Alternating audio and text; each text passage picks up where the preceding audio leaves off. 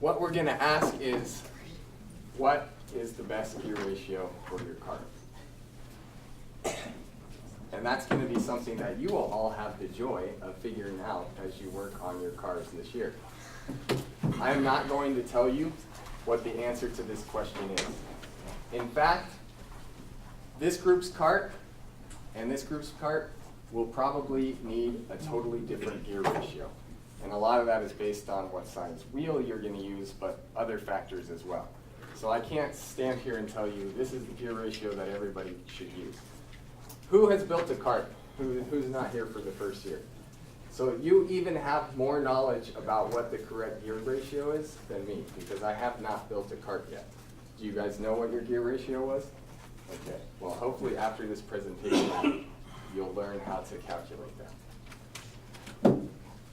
First though, I want to talk about some of the ways that you can drive your car forward. That is one of the basic goals, is getting your car to go in the forward direction.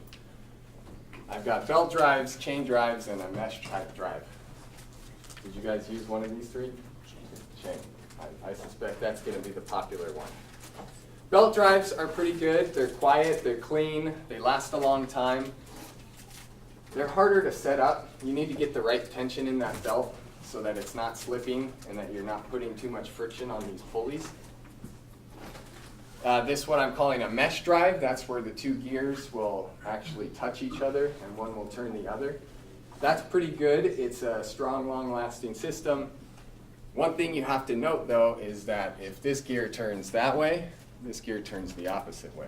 So you have to remember that if you're going to use mesh type gears. They're a lot more difficult to set up even than the belt drive, because you have to line them up really well. Otherwise they might bind, they might not turn at all, or they'll wear really quickly. And then once you put them in place, you're kind of stuck with that gear ratio without making some major altercations to your car. So the one in the middle is kind of like Mama Bear, Papa Bear, Baby Bear. Chain drives, I think, in my opinion, have the best of both worlds. They're strong, they're easy to set up, they do require some lubrication. They might be a little bit more noisy. They have good efficiency. That means they're going to take the power from your motor and deliver it to your wheels. And you don't have to line them up as well as the mesh type gears, and you don't have to set the tension as precisely as you do for maybe a belt drive. So you have a little more leeway. But one of maybe the best things about them is that they're easy to change out. If you choose to test a couple of different gear ratios for your car, which I recommend, you can do that pretty easily by just changing out one of these sprockets for a different size sprocket. So you can make changes on your cart. You build everything and then you try to drive it and it doesn't go anywhere. Maybe it's your gear ratio. All right, so we talked about gears and gear ratios, but what is the gear ratio? Let's just take it nice and slow here and I'll tell you what that is. I have a picture. The simplest case is two gears. They're mesh in this case. I've labeled this one the drive gear and this one the driven gear. The drive gear is going to be the one that's connected to your motor. So that's the gear that's driving another gear or even your wheels. So I counted the number of teeth on each of these gears, and that's one way I can determine the gear ratio. And the definition is it's going to be the number of teeth on the driven gear divided by the number of teeth on the drive gear. So here I have gear ratio. I said there's 30 teeth on the driven gear, so I take that and then I divide by the 20 teeth which are on the drive gear. And I can reduce my fraction to 3/2 is what that says, if you're in the back and can't see. I can also write it, I'll just make it big, 3:2. I have a 3:2 gear ratio. And so then it tells me for every 3 turns of the drive gear, the driven gear turns 2 times. And I'm going to leave this classroom and I'm going to forget what that is, right? So if I'm going to forget what it is, maybe some of you are also going to forget. So I tried to think of a way for you to try to remember and help you know what does gear ratio mean. And this is what I came up with. If I write it 3:2 and I read from left to right, I think of it as something that I know how much the motor is turning, it will tell me something I want to know. How much my driven gear or maybe my wheel turns in the simplest case. So I said how much the output turns. So that's a way that you can think of this gear ratio, and maybe it can help you even remember back, well, which teeth do I have to divide by which teeth? But I like to always think of it in my head as 3 to 2 means that this motor is going to turn 3 times for every time that this driven gear is going to turn. And I know some of you maybe can even visualize that this one needs to turn more to turn this one once. But now there's another way to remember. And the gear ratio is important because I can then decide how fast could my car go and how efficient could it be. So let's do a simple example. Some of you will have done a calculation like this, some of you may not have. If you know how to do these things, think of it as a review. If you don't, maybe you can aspire to learn with the help of your instructors. Here's your electric motor. Do I have a laser on this? Here's an electric motor. For example, you use a chain drive to hook it up to a driven gear.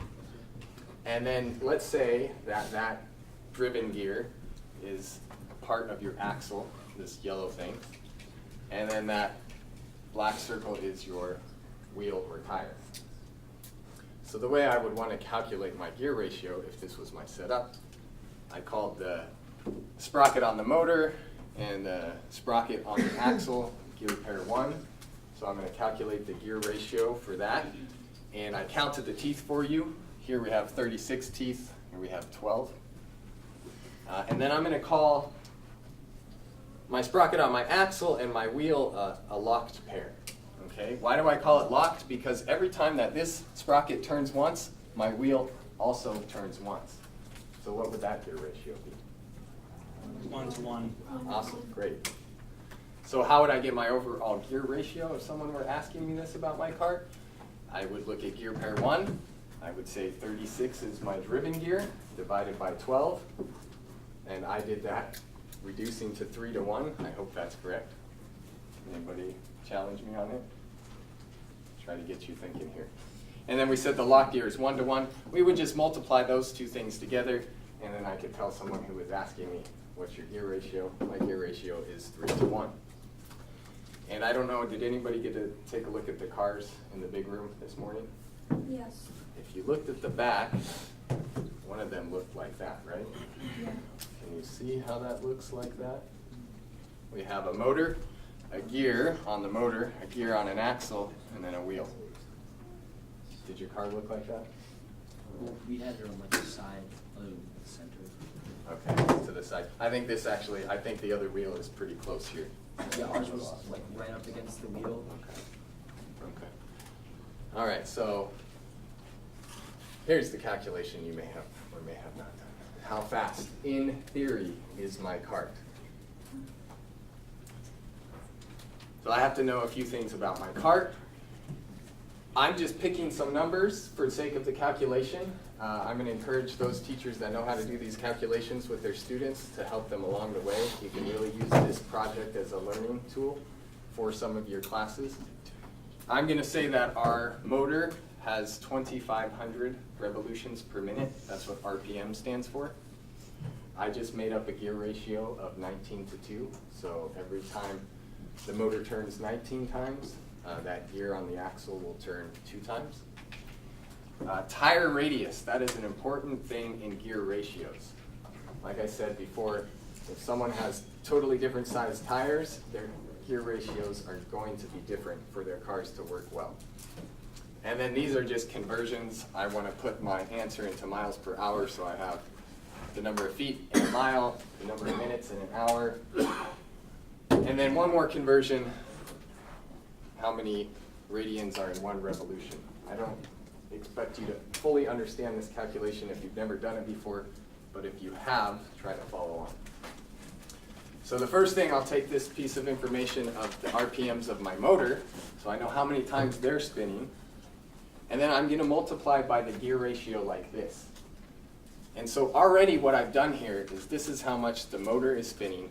this is telling me in the gear ratio how much the motor is spinning. So if you're familiar with this kind of calculation, that rotation of the motor has already been canceled out.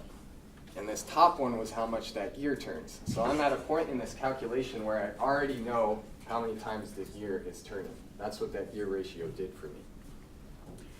Then I want to know how far that pushes my car. So I multiply by the wheel radius in feet. I need to change things from revolutions to radians, change minutes to hours, change feet to miles. And just for those who've done it, we can cancel out units, revolutions cancel, minutes cancel, feet cancel. And my only units left is miles per hour, and I calculated it to be about 19 miles. Can you give me the formula again? Because I just missed the first one, which caused a. Okay, so we'll go back to this first step, you mean? Yeah. So this tells me how much RPMs the motor is going. And I want to get to this picture because I want to know how much this is turning, because that'll tell me how much my wheel is turning. And if I know how big my wheel is, I know how far that makes my car go. That's the idea behind it. So with the gear ratio, remember this number. I read 19 times for the motor turning. Right, so is that just part of the equation, or Yeah. is that better? Or do we like multiply, divide, or anything to that, or is that just Okay. part of the? I just want to get the formula down, so. Yeah, so these, I look at these as all fractions, and it's okay if you're not up to speed on this. I'm hoping your teachers help you. But I multiply all the numbers on top, all the numbers on bottom, and I get another fraction. And so this is not that important to the class. This is something a little extra if you want to ask your teachers to help you do. You might do this in a chemistry or physics course. Remember, I'm doing physics, so I love this kind of stuff. It's not the most important slide. In fact, I'm kind of going to make fun of this slide after I go next. So it's definitely not necessary to get your car to go. But I did the calculation and I said, wow, 19 miles an hour. Would that be great if I could get my car to go 19 miles an hour? Has anybody done that? Oh, yeah. Somebody who was not a high school team did it, raised their hand. Okay, so that's why I say in theory. So speed isn't everything. We have to look at some other stuff. We have to say, what is under the hood of my solar cart? And we have our electric motor, and we have 500 watts of power, at best. Which I don't think you're probably going to get 500 mechanical watts out of your motors. So I have a little demonstration to do. Oh wait, I want to stop and pause and ask some questions. So as you're building and working on things, you want to ask yourself a lot of questions. I came up with 3 that revolve around gear ratios. And we've already talked about this one. Can I really go 19 miles an hour? Somebody's already saying no way. No. Let's say I could go 19 miles an hour. Could I really go 19 miles per hour for the whole race?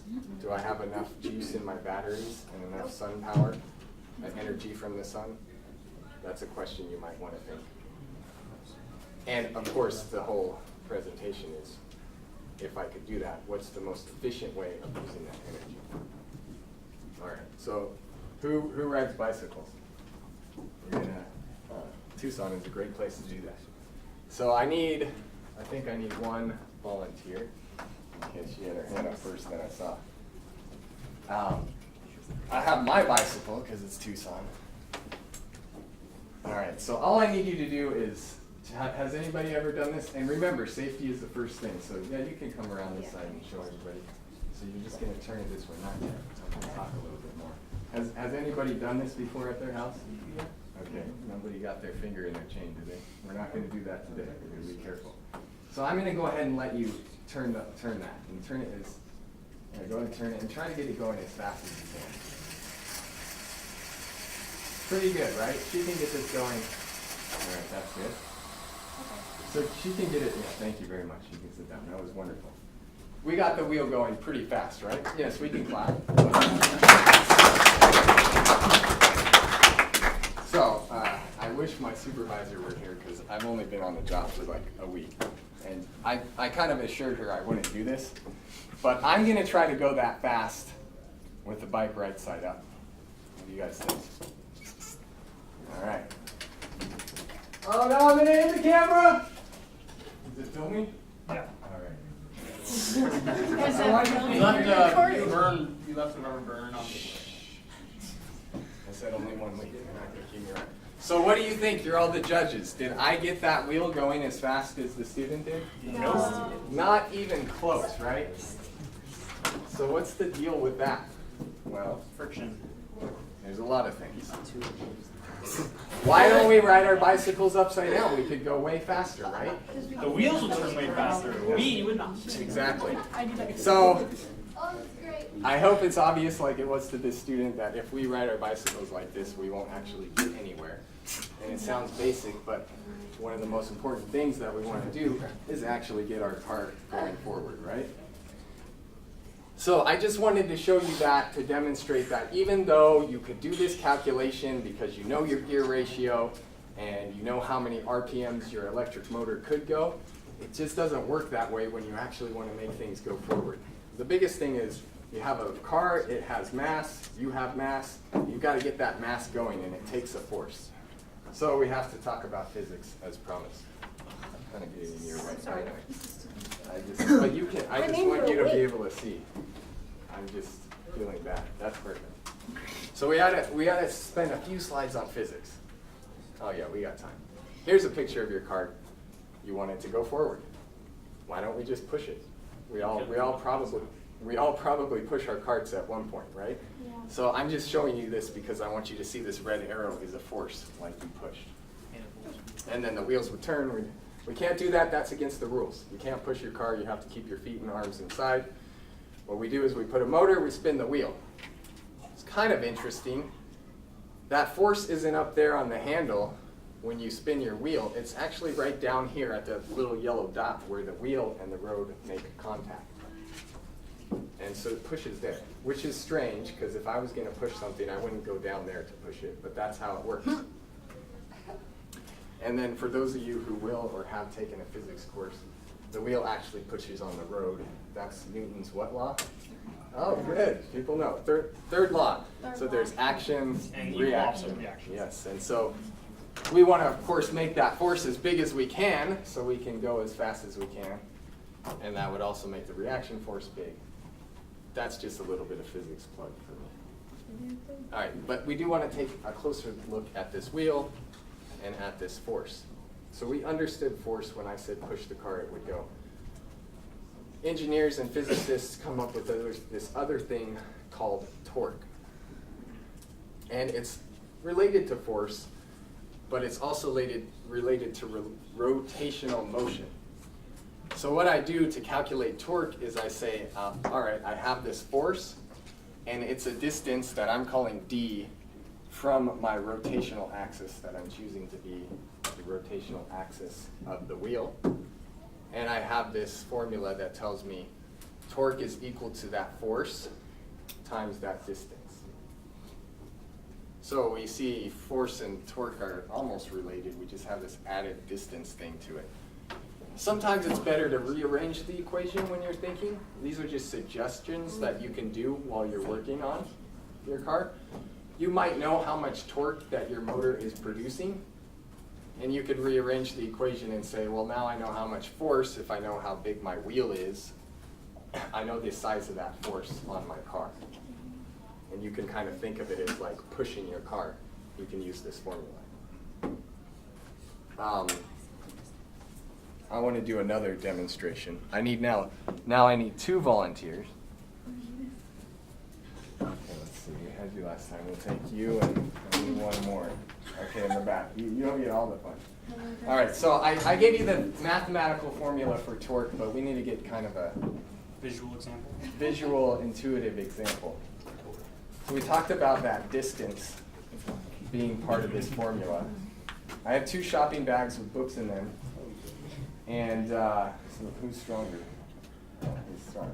Okay, so since he's so quick to be stronger, we're going to make, what's your name? Jeffrey. Jeffrey do a lot more torque than Jeffrey. Jeremy.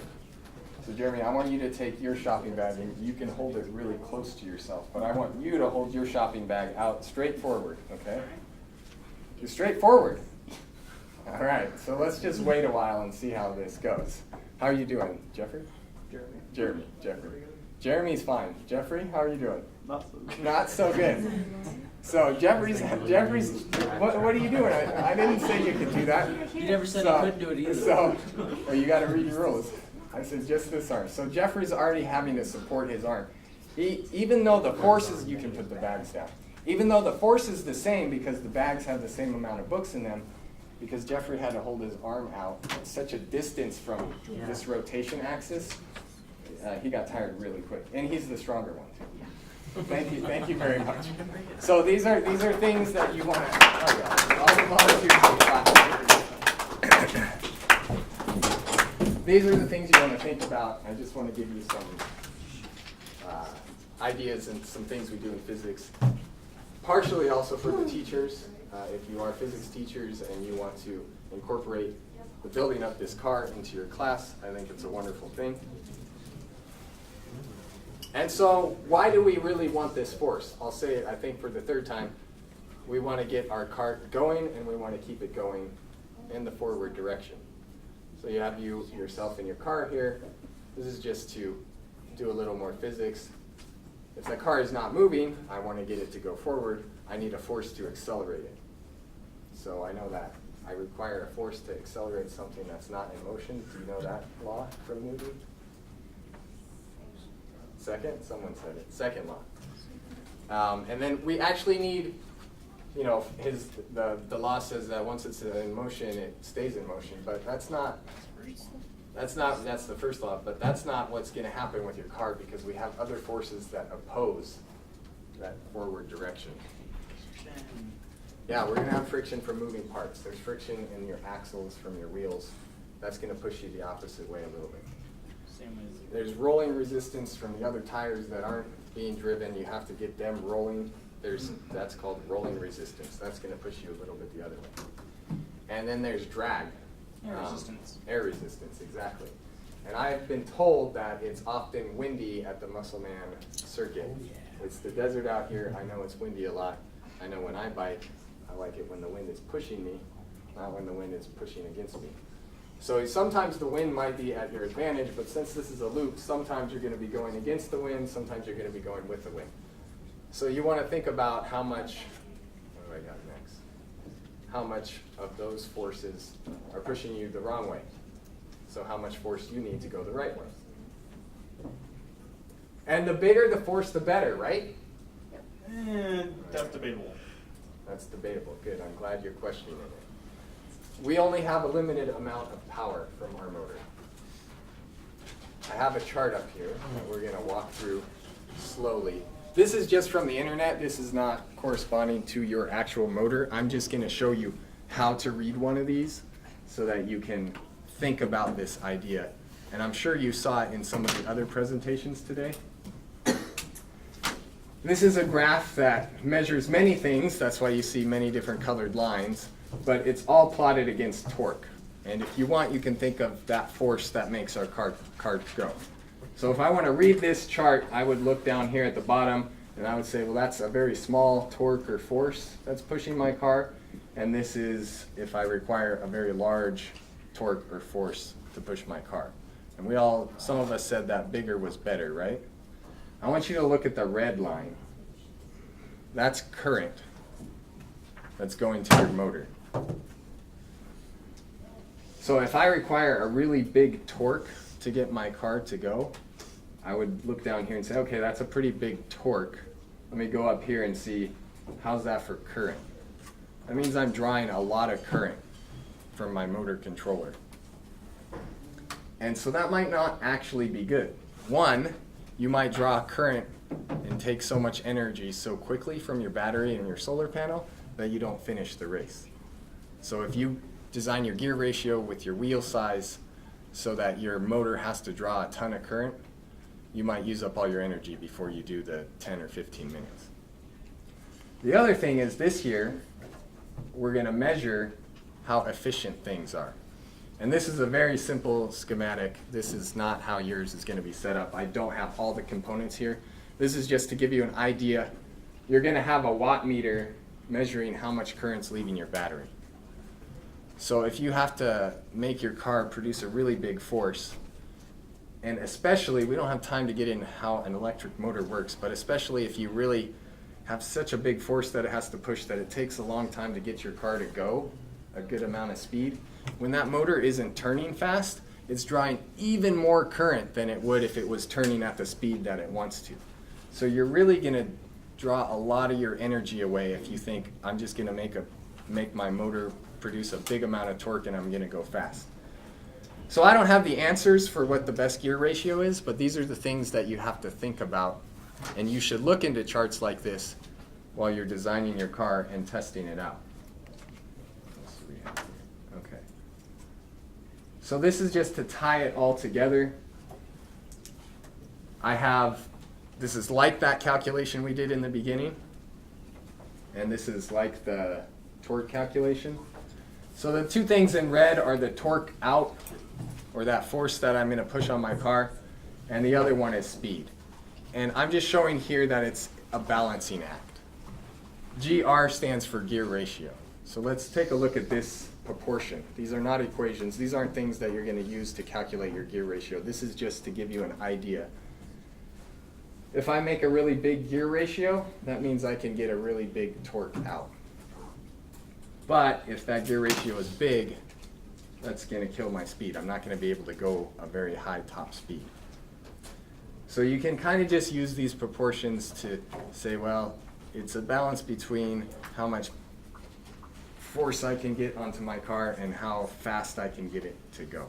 It's going to be much more complicated when you actually build things. But one of the things you can do is test stuff out. So many of you said that you bicycle. Many of you said that you turn your bicycle upside down and play with it. You can do this even before you build a car. You can take your bicycle and you can just get a feel for how changing the gears are going to change the performance of your car. So I'm just going to show you how you do that, and I'm going to talk, but I really want you to all do it when you go home because you'll see it much better. So I can shift the gears. You can see that I'm on my middle gear here. I'm going to think of this gear as the gear that's attached to my motor, because that's what I'm going to do, is I'm going to turn this gear. So if I make it very small, let's see if I did that right. Okay, so I'm on the smallest little gear. I can turn, and it's really easy for me to get it going fast. In other words, my input torque didn't have to be very big to get that thing to going quick, right? But I can't get it going super quick. You know, I'm moving my motor about as fast as I can go. It's not going super quick, but it's pretty easy for me to turn. If I move things up here,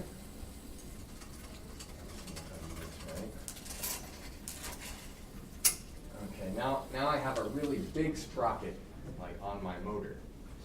And now it's kind of hard for me to get going, but you can see that my wheel is going a lot faster. And it's okay if you're not following this exactly. You should do this at home and get the feel, and you can think, oh, this is what my motor would have to do to get me going this fast. And you can switch between your gears. And we went small, and we said it was easy to turn, but I couldn't go too fast. And we went big sprocket, and then it was hard to turn, but I could go a lot faster. That's for the one that's on the motor. So I'll turn things around here. You could mess with what's on the axle. So right now it's a little harder to see, but I have the very smallest sprocket. I'm going to go into my middle one here.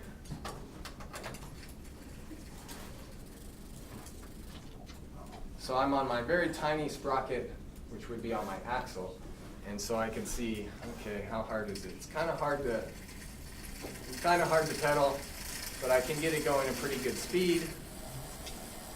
Let's see if I can switch things up here.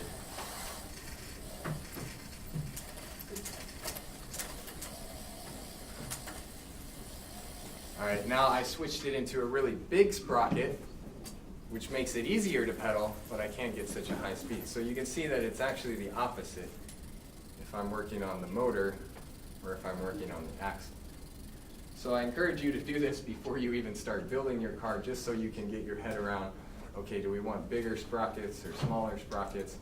And it's the same thing I've got up here on the slide, but it's without the equations. And you might like equations more, or proportions. You might like getting your hands onto things and really feeling it yourself. But I hope you all go home and do that this weekend. All right, so we're getting close to the end here. So some practical advice is do some testing. We just talked about we can just do something as simple as turning our bicycle upside down and seeing how the different size sprockets change how hard it is to pedal or how fast I can go. We talked a lot about this force to get your car to go. One idea is you might want to calculate that. You might want to calculate the friction in the wheels, how much your car weighs, how much your driver weighs, how much wind you could predict. But that's a lot of work, right? What if you just had your cart and it was built, it had the wheels on, and you pushed it, you could get a feel for that. Maybe you can take a bathroom scale, or if you have one of those fish scales that you hang a fish on, you could hook it to the front and you could actually pull your car and you could measure how much force it took to get the car going. If teachers want to make this like a scientific process, you could do 3 different trials. You could say, I'm going to try to go across the room in 10 seconds and see what the maximum force is if I'm pulling or pushing. If I do it in 20 seconds, or if I do it in 5 seconds, and you can chart that out and you can see how much force would I need if I wanted to accelerate at this certain speed with my actual cart, instead of trying to calculate some theoretical thing. I know I heard in another session that you can set things up on your electrical side of things to see, we talked about drawing too much current. If you can set up your motor with something that tells you how much current you're using, you could do that if you have your car all built together. You can see if changing gear ratios changes how much current you're drawing from your battery. And you always want to have these things in mind. How fast do I want to go? You want to talk about torque, gear ratio, gear efficiency. And that's all I've got.